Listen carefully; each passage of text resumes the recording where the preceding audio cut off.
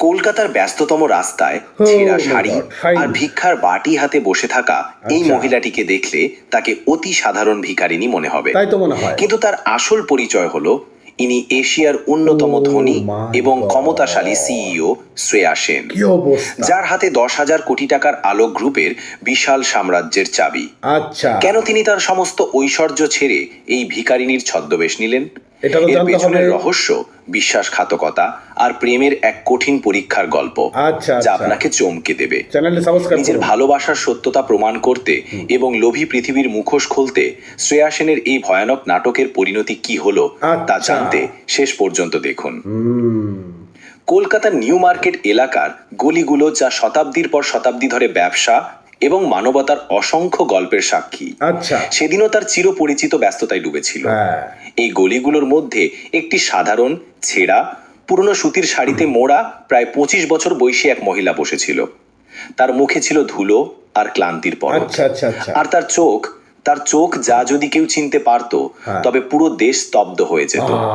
তিনি ছিলেন শ্রেয়া সেন, আচ্ছা। আলোক গ্রুপের চেয়ারপারসন, আচ্ছা। যার সাম্রাজ্য দেশের অর্থনীতির হৃৎপিণ্ড বলে গণ্য হতো। My God. তিনি ছিলেন এশিয়ার সবচেয়ে ধনী এবং প্রভাবশালী মহিলা। আচ্ছা, কিন্তু আচ্ছা। আজ তিনি এখানে ভিখারিনী সেজে বসেছিলেন। কি ভাগ্য। একটি ভিক্ষার বাটি তার সামনে রাখা ছিল। সবাই লাইক শ্রেয়া করুন। এই ছদ্মবেশ নিয়েছিলেন কারণ তিনি তার অপার সম্পত্তির কারণে পাওয়া মিথ্যা সম্মান এবং লোক দেখানো ভালোবাসায় ক্লান্ত হয়ে পড়েছিলেন। আচ্ছা। তিনি জানতে চেয়েছিলেন যে এই পৃথিবীতে কেউ কি কোনো স্বার্থ ছাড়াই একজন গরিবকে সাহায্য করে? সত্যিকারের আচ্ছা। ভালোবাসা কি দারিদ্র্যের আগুনে পুড়ে ছাই হয়ে যায় না? আচ্ছা। প্রতিটি মুদ্রা যা তার বাটিতে পড়তো তা তার কাছে কেবল একটি ধাতুর টুকরো ছিল না, হ্যাঁ। বরং নিষ্পাপতা এবং দয়ালুতার একটি প্রমাণ ছিল। তীরে চলমান সুন্দর। ভিড়ের কোলাহলে শ্রেয়ার হৃদয় একটি শান্ত হ্রদের মতো ছিল, আচ্ছা। যা তীরে হওয়া প্রতিটি কম্পন অনুভব করছিল। আচ্ছা, আচ্ছা। দুপুর গড়িয়ে আসছিল, হ্যাঁ। তখনই কিছুটা দূর থেকে হাসির তীব্র আওয়াজ এলো। শ্রেয়া মাথা তুলে দেখলেন হ্যাঁ। একটি ঝকঝকে বিদেশি গাড়ি থেকে দুই যুবক বের হলো। ও, তাদের মধ্যে একজন ছিল অর্ণব রায়, আচ্ছা। শ্রেয়ার কলেজ জীবনের বাগদত্ত। সে একটি মাঝারি মানের ব্যবসায়ী পরিবার থেকে এসেছিল, আচ্ছা। যে তখন শ্রেয়াকে এই বলে ছেড়ে দিয়েছিল যে তুমি শুধু একজন ভালো মেয়ে, আচ্ছা। কিন্তু আমার স্বপ্ন অনেক বড়। ও। তুমি আমার ওরা সাথী হতে পারবে না। ও।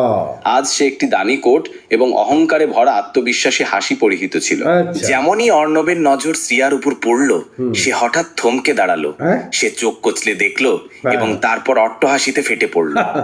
আরে সচিন, ও।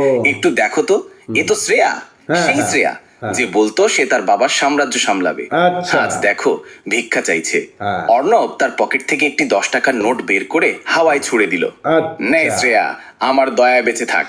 আমি খুশি যে আমি সঠিক সময় তোমাদের মতো মানুষদের থেকে সম্পর্ক ছিন্ন করে নিয়েছিলাম। আচ্ছা। না হলে আজ আমার নামের সাথে এক ভিখারিনীর নাম জুড়তো। আচ্ছা। শ্রেয়ার ঠোঁট কেঁপে উঠল। হ্যাঁ। দারিদ্র্যের আস্তরণের নিচেও তার মুখ ব্যথায় কুঁকড়ে গেল। এই অপমান, এই ব্যথা সেই বিলিয়ন বিলিয়ন ডলারের চেয়েও ভারী ছিল, যা তার আচ্ছা। ব্যাংক অ্যাকাউন্টে জমা ছিল। হ্যাঁ, সে ধীরে ধীরে বলল, অর্ণব, ভগবান তোমাকে তোমার কর্মের ফল দেবে। আচ্ছা। অর্ণব আবার হাসলো। ফল তো আমি পাচ্ছি জান, আমি খুশি আছি। আর তুমি তুমি রাস্তায় আছো, এটা কর্মের ফল নয়, এটা তোমার ভাগ্য। এই বলে সে তার বন্ধুর সাথে এগিয়ে গেল। আচ্ছা। তার হাসি বাজারের কোলাহলে মিশে গেল। শ্রেয়া খুব কষ্টে তার চোখে আসা অশ্রু দমন করলেন। ভিক্ষার বাটিতে রাখা মুদ্রার ঝনঝনানি এই অপমানের শব্দকে চাপা দিতে পারছিল না। তখনই কিছু দূরে দাঁড়িয়ে থাকা একজন ব্যক্তি, আচ্ছা। যাকে একজন সাধারণ সেলসম্যানের মতো দেখাচ্ছিল, ও। ধীরে ধীরে মাথা নাড়লেন। তিনি ছিলেন শ্রেয়ার সবচেয়ে বিশ্বস্ত মুখ্য নির্বাহী কর্মকর্তা, ও, আচ্ছা। ভাস্কর দত্ত। হ্যাঁ? ভাস্কর কাউকে কিছু বুঝতে না দিয়ে শ্রেয়ার কাছে এসে আস্তে করে বলল, হ্যাঁ। চেয়ারপারসন ম্যাডাম, আপনার আদেশ কি? শ্রেয়ার কণ্ঠে ব্যথা নয়, বরং এক পাথরের মতো সংকল্প ছিল। আচ্ছা। ভাস্কর, গত 1 মাসে যারা 107 জন মানুষ আমার এই ভিক্ষার বাটিতে জিজ্ঞাসা না করে, আমার মর্যাদা না জেনে শ্রদ্ধার সাথে একটিও মুদ্রা দিয়েছে, হ্যাঁ। আমার তাদের সবার তথ্য চাই। হ্যাঁ। ভাস্কর ফাইল বের করার জন্য তার জ্যাকেটের ভেতরে হাত দিল। আচ্ছা। শ্রেয়া তার আওয়াজ আরো ধীরে করে নিলেন, কিন্তু তার শব্দে কোটি টাকার প্রতিধ্বনি ছিল। বাবা। ওই 107 জন মানুষের জন্য অবিলম্বে আলোক সাপোর্ট প্ল্যান শুরু করো। প্রত্যেক ব্যক্তিকে কমপক্ষে 10 কোটি টাকা সহায়তা রাশি দেওয়া হবে। আচ্ছা। এটি হবে তাদের জীবনের সবচেয়ে কঠিন সময় থেকে বের করে আনার আমার বড়দান। বড়দান। ভাস্কর, আমি সেই মানুষগুলোকে সাধারণ মানবতা থেকে তুলে এই দেশের সবচেয়ে সম্মানিত, সবচেয়ে ধনী নাগরিক বানাতে চাই। আচ্ছা। যে আমাকে একজন ভিখারিনী জেনেও সম্মান দিয়েছে, হ্যাঁ। তার জানা উচিত দয়ালুতার মূল্য কি হয়। হ্যাঁ। ভাস্কর তৎক্ষণাৎ মাথা নত করে বলল, জি ম্যাডাম, এই কাজ আগামীকাল সকালের মধ্যে সম্পূর্ণ হয়ে যাবে। সম্পূর্ণ হয়ে যাবে। আপনি প্রথমে কোম্পানির বোর্ড মিটিং এর জন্য চলুন। আচ্ছা। শ্রেয়া তার গাটি মাটিতে রাখলেন এবং তার ছেঁড়া শাড়ি শক্ত করে ধরলেন। হ্যাঁ ভাস্কর, এবার সময় এসেছে এই ভিক্ষার নাটক শেষ করার। এবার দুনিয়াকে দেখতে হবে যে যে আচ্ছা। শ্রেয়া সেনকে তারা রাস্তায় ফেলে দিয়েছিল সে আসলে কে। কিন্তু আমার পরিচয় এখনো গোপন থাকবে। আমাকে এখনো একজন মানুষকে পরীক্ষা করতে হবে। আচ্ছা। কলকাতায় সেই সন্ধ্যায় যখন শ্রেয়া অর্ণবের থেকে অপমান সহ্য করেছিলেন, তার কয়েক ঘন্টা পরে আরো একজন ব্যক্তি নিউ মার্কেট এলাকার সেই সরু গলিগুলোতে আচ্ছা। সেই একই জায়গায় এলেন। ও। এই ব্যক্তি ছিলেন সায়ন বোস, আচ্ছা। শ্রেয়ার বাগদত্ত। আচ্ছা। সায়ন একজন উদীয়মান সৎ আর্কিটেক্ট ছিল, যার উচ্চাকাঙ্ক্ষা বড় ছিল, কিন্তু ব্যাংক ব্যালেন্স ছোট ছিল। আচ্ছা। শ্রেয়ার সাথে তার বাগদান কয়েক মাস আগেই ঠিক হয়েছিল, যখন শ্রেয়া নিজের পরিচয় প্রকাশ না করে একটি চ্যারিটি ইভেন্টে তার সরলতা এবং চিন্তাভাবনা দেখে মুগ্ধ হয়ে তাকে বেঁচেছিলেন। আচ্ছা। সায়নের চোখে শ্রেয়ার জন্য অসীম স্নেহ ছিল, আচ্ছা। কিন্তু আজ তার মুখে গভীর শোক আর চিন্তা ছিল। সে একটি পুরনো জানালাবিহীন কবাড়ির দরজার কাছে শ্রেয়াকে ছেঁড়া শাড়িতে বসে থাকতে দেখল। আচ্ছা। শ্রেয়া, তুমি এখানে এই অবস্থায়? সায়নের কণ্ঠে কম্পন ছিল। শ্রেয়া, যাকে তখনও ভিখারিনীর ছদ্মবেশ বজায় রাখতে হয়েছিল, ধীরে ধীরে মাথা তুললেন। আচ্ছা। তিনি তার ব্যথায় লুকিয়ে একটি মিথ্যা গল্প শোনালেন। আচ্ছা। সায়ন, আমার ব্যবসা সবকিছু শেষ হয়ে গেছে। আমার বাবার পুরনো শত্রুরা আমার সব কাগজপত্র আর সম্পত্তি দখল করে নিয়েছে। আচ্ছা। এখন আমি নিঃস্ব। আমার কাছে শুধু এই একটি ভিক্ষার বাটি আর এই ভাঙা শাড়ি অবশিষ্ট আছে। চিন্তা করা যায়। সায়ন এক মুহূর্তের জন্য হতবাক হয়ে গেল। তার মুখে শোকের পরে একটি গভীর বিষণ্ণতা চেয়ে গেল, কিন্তু বিস্ময় বা ঘৃণার ভাব একেবারেই ছিল না। আচ্ছা। সে শ্রেয়ার পাশে মাটিতে বসে তার হাত নিজের হাতে তুলে নিয়ে বলল, শ্রেয়া, তুমি তুমি এসব কি বলছো? সবকিছু কিভাবে? তুমি তো পৃথিবীর সবচেয়ে ধনী। না, এটা জরুরি নয়। শোনো, আমি জানি তুমি আলোক গ্রুপের চেয়ারপারসন ছিলে, কিন্তু আমার কাছে তুমি সবসময় শ্রেয়া, আমার শ্রেয়া। আর আমার ভালোবাসার জন্য এই সম্পদ কখনো কোনো মাইনে রাখতো না। শ্রেয়ার চোখ থেকে, যা এই ছদ্মবেশেও সবসময় সতর্ক থাকতো, প্রথমবারের মতো সত্যিকারের অশ্রু ঝরে পড়ল। আচ্ছা। এটি ছিল তার পরীক্ষার চূড়ান্ত মুহূর্ত। সায়ন তার পকেট থেকে একটি ভাঁজ করা চেক বই বের করলো এবং একটি খালি চেকে স্বাক্ষর করে শ্রেয়ার হাতে তুলে দিল। ওকে। আমি জানি আমার উপার্জন এত বেশি নয় যে তোমার বিলিয়ন বিলিয়ন টাকার ক্ষতিপূরণ দিতে পারে, আচ্ছা। কিন্তু এটা আমার পুরো জমি জায়গা, আমার সঞ্চয়, আমার ভবিষ্যতের পুঁজি। আচ্ছা। এটা নাও, এটাকে যৌতুক মনে করো, যা আমি তোমাকে বিয়ের আগে দিচ্ছি।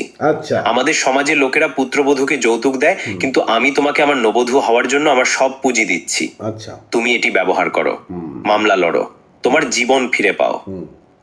শ্রেয়া চেকটি হাতে ধরলেন। তার চোখ অশ্রুসিক্ত ছিল। যদি আমি এই মামলা হেরে যাই সায়ন, যদি আমি চিরকালের জন্য একজন ভিখারিনী হয়ে থেকে যাই, তবে কি তুমি তখনও আমাকে বিয়ে করবে? সমাজে তোমার সম্মান, আমার সাথে থাকতে কি তোমার লজ্জা লাগবে না? আচ্ছা। সায়ন শ্রেয়ার হাত ধরল এবং তাকে একটি শক্তিশালী আশ্বাস দিল।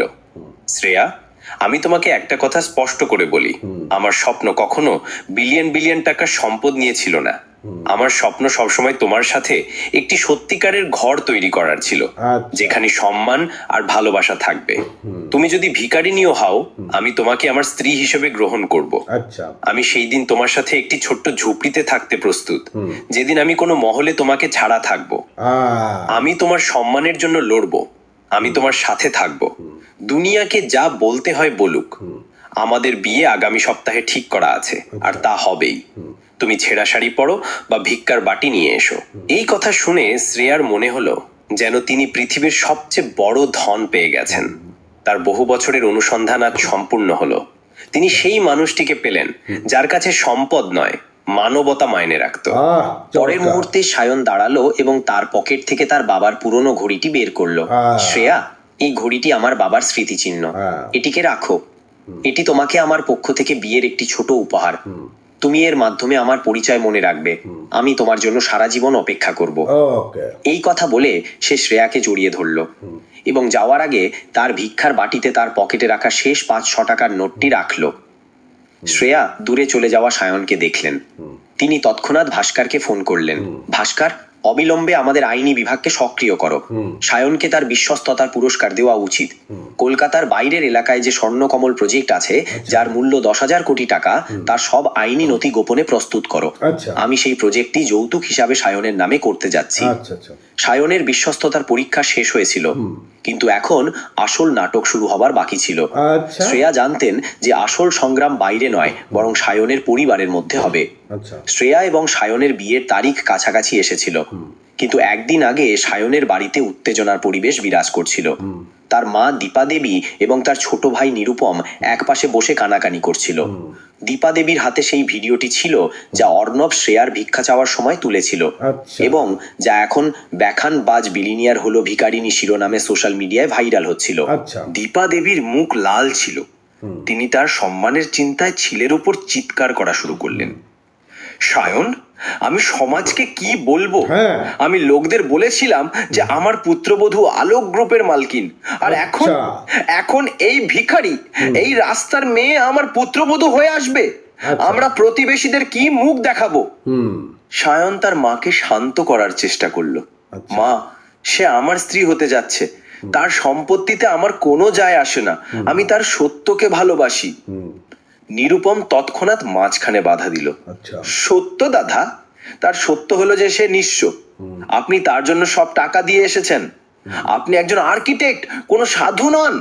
আমাদের টাকা চাই, সম্মান চাই। আপনি যদি সেই ভিখারিনীকে বিয়ে করেন, তবে আমাদের পরিবার ধ্বংস হয়ে যাবে। আচ্ছা। দীপা দেবী তার ছেলের প্রতি সমস্ত স্নেহ দূরে সরিয়ে দিয়ে তার চূড়ান্ত সিদ্ধান্ত শোনালেন। আচ্ছা। বাস, অনেক হয়েছে নাটক। আমি সিদ্ধান্ত নিয়েছি, এই বিয়ে ভেঙে যাবে। তিনি তৎক্ষণাৎ শহরের এক বড় কয়লা ব্যবসায়ীর মেয়ে শ্রীমতী তনুশ্রীর সাথে যোগাযোগ করলেন, আচ্ছা। যে সায়নকে বিয়ে করার জন্য মরিয়া ছিল। আচ্ছা।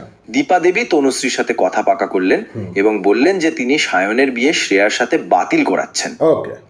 সায়ন প্রতিবাদ করলে দীপা দেবী তার ছেলের মোবাইল মাটিতে আঁচড়ে ভেঙে দিলেন, আচ্ছা। যাতে সে শ্রেয়ার সাথে যোগাযোগ না করতে পারে।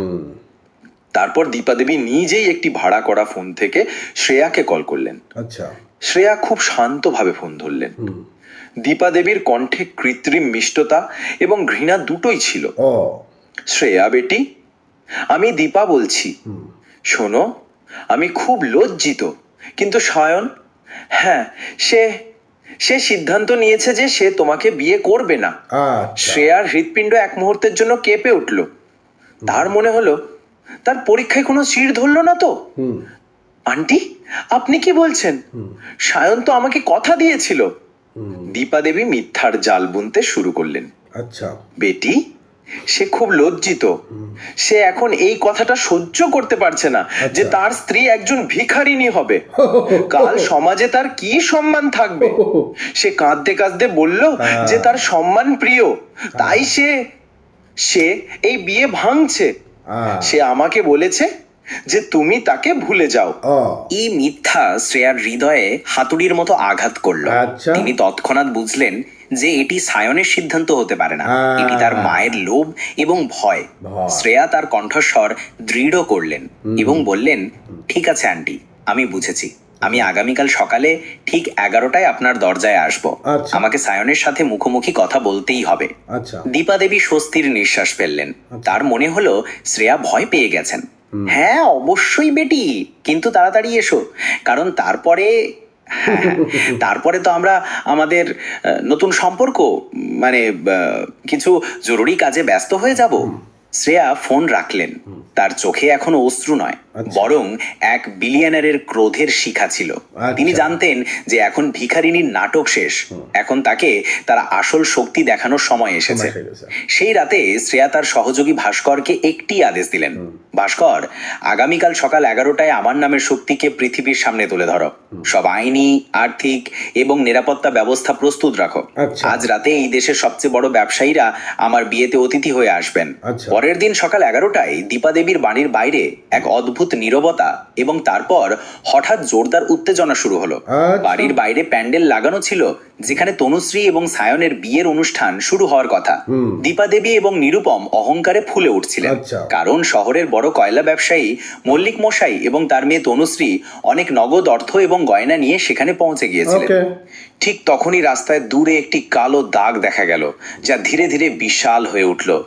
এটি একটি নয়, বরং লাক্সুরিয়াস মার্সিডিজ, BMW এবং অডির মতো বিদেশি গাড়ির এক অন্তহীন কনভয় ছিল, যা ভারতীয় রাস্তায় খুব কমই দেখা যায়।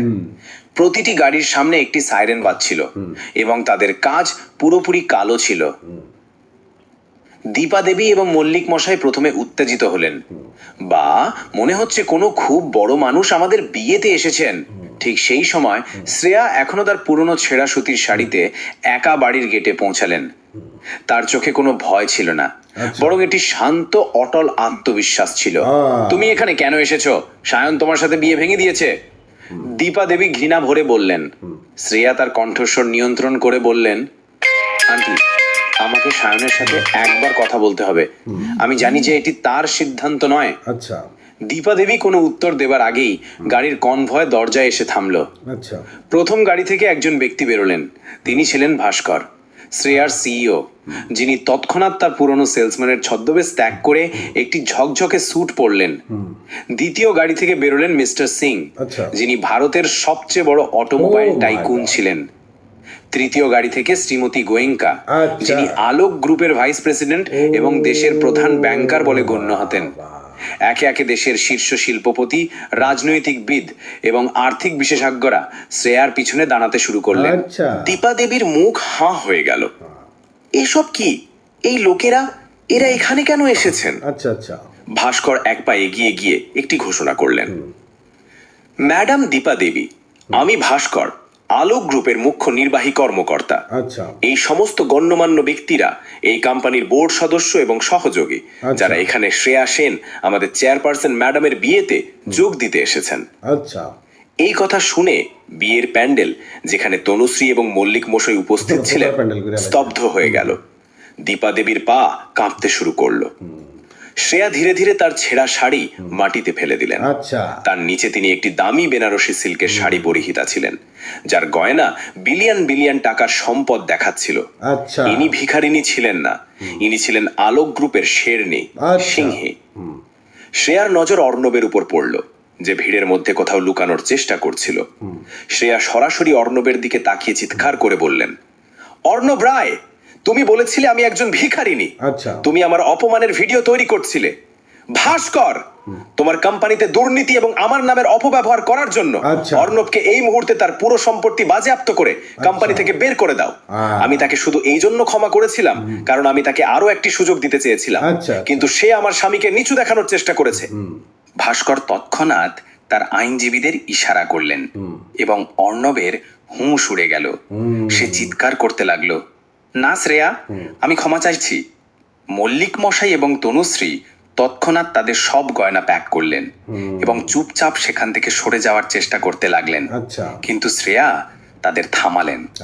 শ্রেয়া দীপা দেবীর দিকে মুখ ফেরালেন। আচ্ছা। তার মুখে দুঃখ এবং দৃঢ়তার মিশ্রণ ছিল। আন্টি, যে ভিখারিনীকে আপনি লজ্জার কারণ বলছিলেন, সে আসলে এশিয়ার সবচেয়ে ধনী মহিলা। আচ্ছা যে বিশ্বস্ততাকে আপনি লাথি মেরে প্রত্যাখ্যান করলেন, তার 10,000 কোটি টাকার সম্পত্তির সমান ছিল, যা আমি গোপনে আপনার ছেলের নামে করে দিয়েছিলাম। আচ্ছা আচ্ছা তিনি ভাস্করকে কাগজপত্র দিতে আদেশ দিলেন, কিন্তু তৎক্ষণাৎ তাকে থামালেন। আচ্ছা না, থামো, এখন এই কাগজপত্র দেওয়া হবে না। আপনি আপনি আমার স্বামীকে প্রতারক বলেছেন। আচ্ছা আপনি আমার ভালোবাসাকে ছোট করেছেন। হ্যাঁ। আপনি লোভের বশে আমার আর সায়নের সম্পর্ক ভাঙার চেষ্টা করেছেন। হ্যাঁ। এখন দেখুন, এই সম্পদের সামনে আপনার মিথ্যে সম্মানের কি হয়। হ্যাঁ। প্যান্ডেলে মৃতের মতো নীরবতা ছেয়ে গেল। দীপা দেবী এবং নিরুপম মাটিতে লুটিয়ে পড়লেন। তাদের মুখে একটিই ভাব ছিল, লজ্জা এবং ভয়ানক অনুতাপ। কয়লা ব্যবসায়ী মল্লিক মশাই এবং তার মেয়ে তনুশ্রী, যাদের সব স্বপ্ন এক মুহূর্তে ভেঙে গিয়েছিল, এখন শ্রেয়ার সামনে হাত জোড় করে দাঁড়িয়েছিলেন। শ্রেয়া তার কণ্ঠস্বরকে ধীর কিন্তু অত্যন্ত গুরুতর রাখলেন, আচ্ছা যেমন কোনো বিচারক তার চূড়ান্ত রায় শোনাচ্ছেন। আচ্ছা। তার চোখ সরাসরি দীপা দেবীর লোভী মুখের উপর স্থির ছিল। দীপা দেবী, আপনি সবসময় সম্পদের পুজো করেছেন, কিন্তু আপনি এটা বোঝেননি যে আসল সম্পদ হলো মানবতা এবং বিশ্বস্ততা। রাইট। আজ আপনার ছেলে আমার পরীক্ষায় পাশ করে 10,000 কোটি টাকার সম্পত্তি জিতেছিল, আর আপনি আপনার লোভের কারণে সেই সম্পত্তি এক মুহূর্তে হারিয়ে দিলেন। আচ্ছা। আমি আপনাকে এবং নিরুপমকে আপনার ছেলের বিয়েতে যোগ দেওয়ার অনুমতি দিচ্ছি, কিন্তু এখন আপনারা 1 পয়সাও পাবেন না। আচ্ছা। আপনাদের এটা সবসময় মনে থাকবে যে আপনি আপনার জবান এবং ছেলের সুখকে কত দামে বিক্রি করেছেন। আচ্ছা। এই কথা শুনে নিরুপম জোরে কেঁদে উঠল। ভাবি, আমাদের ক্ষমা করে দিন, আমরা লোভে অন্ধ হয়ে গিয়েছিলাম। শ্রেয়া কোনো উত্তর দিলেন না। তিনি ভাস্করকে ইশারা করলেন এবং ভাস্কর সায়নকে সেখানে আনার জন্য এগিয়ে গেল, আচ্ছা। যে এই পুরো নাটক থেকে সম্পূর্ণভাবে অজানিত ছিল, কারণ তাকে একটি ঘরে বন্ধ করে রাখা হয়েছিল। হ্যাঁ। সায়নকে যখন সেখানে আনা হলো, তখন সে তার চোখকে বিশ্বাস করতে পারল না। আচ্ছা। চারপাশে দেশের সবচেয়ে ধনী মানুষ, পুলিশ নিরাপত্তা এবং মাঝখানে একটি দামি শাড়িতে মোড়া মহারানীর মতো দাঁড়িয়ে থাকা শ্রেয়া। সায়ন তৎক্ষণাৎ শ্রেয়ার দিকে ছুটে গেল। আচ্ছা। সে সম্পদ বা শক্তি দ্বারা প্রভাবিত হয়নি, বরং এই কারণে হয়েছিল যে তার বাগদত্তাকে কতটা অপমান সহ্য করতে হয়েছিল। আচ্ছা। শ্রেয়া, তুমি সত্যি চেয়ারপারসন? শ্রেয়ার চোখে আবার ভালোবাসা এবং নম্রতা ফিরে এলো। হ্যাঁ সায়ন, আমি আলোক গ্রুপের শ্রেয়া। আমি গত 1 মাস ধরে একজন ভিখারিনীর নাটক করছিলাম, যাতে আমি জানতে পারি যে এই পৃথিবীতে সত্যিকারের ভালোবাসা এবং আসল মানবতা কোথায় আছে। অর্ণব আমাকে লাথি মেরেছিল, কিন্তু তুমি আমাকে তোমার সব জমানো পুঁজি দিয়ে দিয়েছিলে। তুমি আমাকে তখনও তোমার স্ত্রী হিসেবে গ্রহণ করেছিলে, যখন আমি সবকিছু হারিয়েছিলাম। সায়নের চোখে জল এসে গেল। শ্রেয়া, আমার এই সম্পদের কোনো পরোয়া নেই। আমার শুধু এই কথাতেই খুশি যে আমি তোমার পরীক্ষায় পাশ হয়ে গেছি। আমি তোমাকে ভালোবাসি শ্রেয়া। শ্রেয়া হেসে তার হাত বাড়ালেন এবং আমি সায়ন তোমাকে আজ এই প্রতিশ্রুতি দিচ্ছি যে আমি তোমাকে পৃথিবীর সবচেয়ে সুখী মানুষ বানাবো। আর কোনো নাটক নয়, আজ থেকে আমাদের নতুন জীবন শুরু হয়। প্যান্ডেলে উপস্থিত সব গণ্যমান্য ব্যক্তিরা জোরে করতালি দিলেন। ভাস্কর সবার সামনে ঘোষণা করলেন যে সায়ন বোসকে আনুষ্ঠানিকভাবে আলোক গ্রুপের বোর্ডের একটি অংশ করা হলো এবং তিনি স্বর্ণকমল প্রজেক্টের মালিক হবেন, যা তিনি এখন তার স্ত্রীর পক্ষ থেকে ত্যাগ এবং বিশ্বস্ততার উপহার হিসাবে গ্রহণ করবেন। দীপা দেবী এবং নিরুপম হয়তো সম্পত্তি হারিয়েছেন, কিন্তু এখন তারা উপলব্ধি করলেন যে তারা সম্পদ থেকে অনেক বড় একটি ধন পেয়েছেন। একজন সত্যিকারের পুত্র এবং একজন পুত্রবধূ যার চরিত্র সোনার চেয়েও খাঁটি ছিল। মল্লিক মশাই এবং তনুশ্রীকে কিছু না বলে সেখান থেকে চলে যেতে হলো। তাদের লোভ তাদের লজ্জিত করে দিয়েছিল। গল্পের শেষ হয় একটি সাধারণ কিন্তু জমকালো ভারতীয় বিয়ে দিয়ে। শ্রেয়া এবং সায়ন আগুনের চারপাশে 7 পাক নেন, একে অপরের হাত ধরে। শ্রেয়া জানতেন যে তিনি তার সম্পদের আসল উত্তরাধিকারী পেয়ে গেছেন এবং সায়ন তার স্বপ্নের সত্যিকারের সঙ্গী পেয়ে গেছেন। এই গল্পটি শুধু সম্পদের নয়, বরং বিশ্বাস, ত্যাগ এবং একটি অটুট সম্পর্কের বরদানের গল্প, যা একটি ভিক্ষার বাটি থেকে শুরু হয়ে 1 বিলিয়ন টাকার সিংহাসন পর্যন্ত পৌঁছেছিল। তো বন্ধুরা, গল্পটি আপনাদের কেমন লাগলো তা অবশ্যই কমেন্ট করবেন, আর এই ধরনের ইন্টারেস্টিং ভিডিও পেতে আমাদের চ্যানেলটি সাবস্ক্রাইব করে রাখবেন। আর ভিডিওটি দেখার সময় আপনার হোম পেজে যেন ভিডিওগুলো আসে, এর জন্য একটি লাইক করবেন, একটি কমেন্ট করবেন। হতে পারে আপনার কোনো ভালো একটি মতামত চ্যানেলটি ভালো গ্রো করবে। তো সবাই ভালো থাকেন, সুস্থ থাকেন। পরবর্তীতে আবারও আমি নতুন একটি এপিসোডের রিয়াকশন নিয়ে হাজির হব। আর এই ভিডিওটির লিংক আমি আমার ডিসক্রিপশন বক্সে দিয়ে দেবো, আপনারা সেখান থেকেও মূল ভিডিওটি দেখে আসতে পারেন। ধন্যবাদ।